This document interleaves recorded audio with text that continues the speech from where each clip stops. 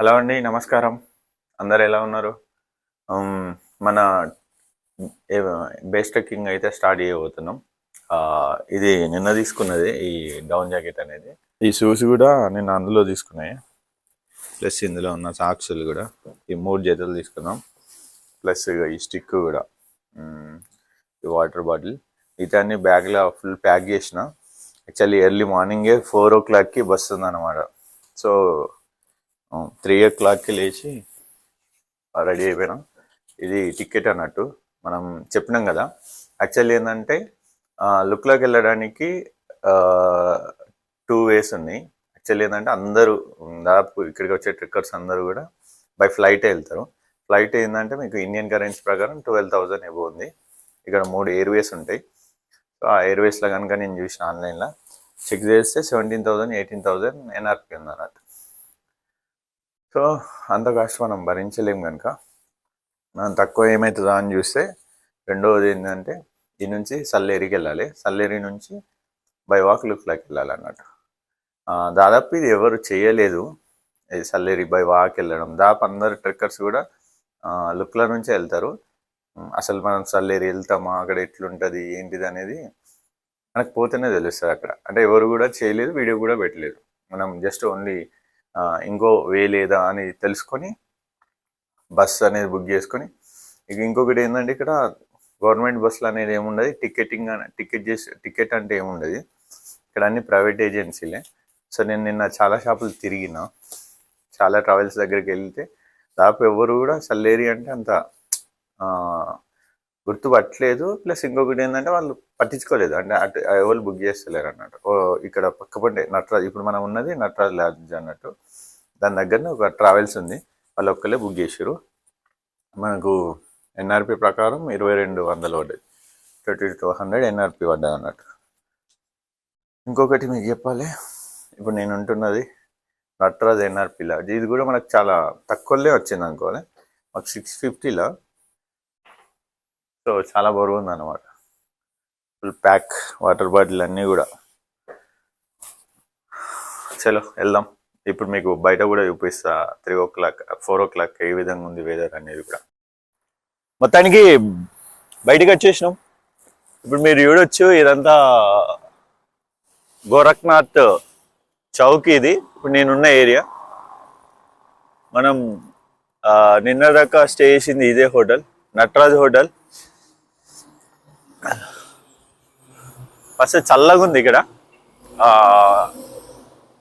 నాకు తెలిసి 7 degrees 6 degrees లేదు 0 degrees వరకు అవుతుంది అన్నారు నైట్ అయితే. మేబీ ఎంత ఉందో ఐడియా లేదు నాకు టెంపరేచర్. ప్రజెంట్ మనం ఇదంతా గోరఖ్నాథ్ కాదు, సరే ఇది పశుపతినాథ్ చౌక్. ఇది పశుపతినాథ్ చౌక్ ఇదంతా. సో మనం ఇప్పుడు ఉన్నది గోశాల అని కూడా అంటారు దీన్ని. మన బస్సు అక్కడికి వస్తుంది అన్నమాట.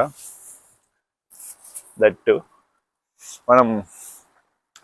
నేను ఆ టికెట్ బుక్ చేసిన అన్నాడు, అది కూడా ట్రావెల్స్ పెడతా, అది ఇక్కడే ఉంది. This is that travels. చాలా చల్లగా ఉంది. మొత్తానికి మనం బయలుదేరాలి. చెప్తున్నా కదా, ఇది ఒక సాహసవంతమైన యాత్రని. ఎందుకు అంటే ఎవరు కూడా ఇట్లా అటెంప్ట్ చేయరు, అందరు దాదాపు బై ఫ్లైట్ వెళ్ళిపోతారన్నమాట. సో మనం మాత్రమే బై వాక్ వెళ్తున్నాం లుక్లా దాకా కూడా. అంటే లుక్లా దాకా ఫ్లైట్లో వెళ్తారు అందరు కాఠ్మండు నుండి. మనం లుక్లా దాకా బై వాక్ వెళ్తున్నాం అన్నట్టు. అంటే అక్కడ లోకల్ వాళ్ళ్స్ ఉంటారు అని చెప్పారు, లోకల్ వాళ్ళు ఉంటారు, వాళ్ళతో వెళ్ళొచ్చు అని చెప్పారు. అక్కడికి వెళ్తే కానీ మనకు తెలియదు అసలు ఆ నుంచి వే ఎట్లుంటుంది ఏంటిది అనేది.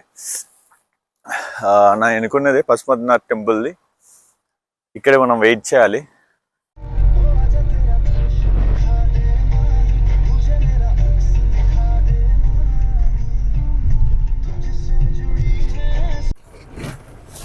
మొత్తానికి పొద్దున్నే లేచి బయలుదేరినాం. ప్రజెంట్ మనం వెళ్తున్నదంతా అదే ఏరియా. మన జర్నీ స్టార్ట్ అయింది. నేను చెప్పినా కదా ఫ్లైట్లో కాకుండా ఆన్ ది రోడ్, ఆ రోడ్ మీద వెళ్తామని.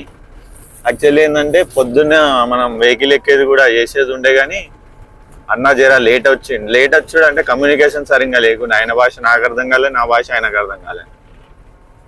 సో పర్ఫెక్ట్ టైం చెప్పలే. మీకు బ్యాక్ సైడ్ మొత్తం కనిపిస్తున్నది హిమాలయన్ రేంజెస్. చాలా అద్భుతంగా ఉంది. అంటే కెమెరాలో చూపించలేకపోతున్నా కానీ నేను ఫీల్ అవ్వగలుగుతున్నా. మీకు ఇంకా ముందు ముందు చూపిస్తా. ఇప్పుడు మనం ఇది ఇక్కడ నుంచి సల్లేరి వరకు వెళ్తాం. ఆ నుంచి బై వాక్ ఉంటుంది అన్నమాట. అసలు చెప్పలేకపోతున్నా కానీ మస్తు చలి ఉంది. అంటే నేను ఏమనుకున్నా, మన ఇక్కడికి గివన్నీ వేసుకొచ్చుడు ఎందుకు, మన రెగ్యులర్ క్లాత్స్ సరిపోతాయి, మన ఇంటికాడ వాడేటి సరిపోతాయి కావచ్చు అనుకున్నా. ఇవి సరిపోతాయి కావచ్చు అనుకున్నా కానీ ఇవి చలిని ఆపట్లేదు. మస్తు చలి ఉంది అన్నట్టు, అసలు ఘోరంగా చలి. మేము వెహికల్లో ఉన్నా కానీ తెలుస్తుంది మనకి ఆ చలి అనేది.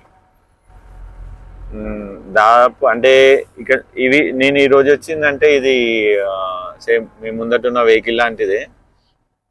బస్సెస్ ఉండొచ్చు బట్ మనకు తెలియదు. మనకైతే మనం బుక్ చేసిన అతను ఇదే పంపిండు అన్నట్టు.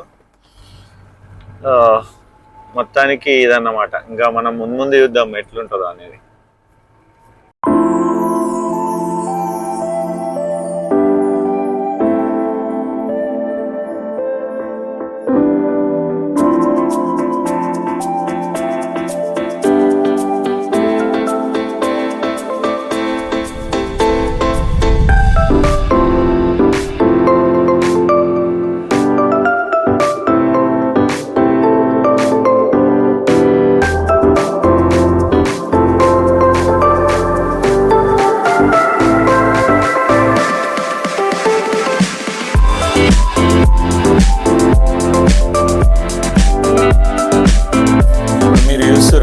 ఇప్పుడు ఇది దాదాపు మన ప్రయాణం మొత్తం ఇదే నదిలో ఉంటుంది.